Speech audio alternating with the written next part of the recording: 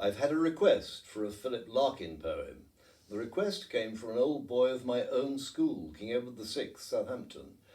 And although he and I were there 20 years apart, we both remember the English master, Ken Pike, who introduced us to a love of poetry. I've chosen Larkin's poem, An Arundel Tomb. Side by side, their faces blurred, the Earl and Countess lie in stone, their proper habits vaguely shown as jointed armour, stiffened pleat, and that faint hint of the absurd, the little dogs under their feet. Such plainness of the pre-Baroque hardly involves the eye until it meets the left-hand gauntlet, still clasped empty in the other, and one sees with a sharp, tender shock his hand withdrawn, holding her hand.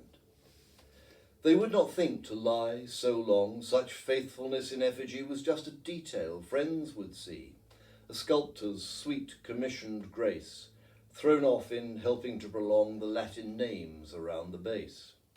They would not guess how early in their supine stationary voyage the air would change to soundless damage, turn the old tenantry away, how soon succeeding eyes begin to look, not read.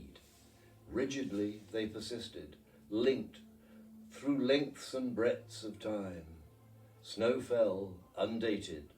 Light each summer thronged the glass. A bright litter of bird calls strewed the same bone-riddled ground. And up the paths the endless, altered people came, washing at their identity. Now, helpless in the hollow of an unarmorial age, a trough of smoke in slow, suspended skeins above their scrap of history. Only an attitude remains. Time has transfigured them into untruth. The stone fidelity they hardly meant has come to be their final blazon, and to prove our almost instinct, almost true. What will survive of us is love.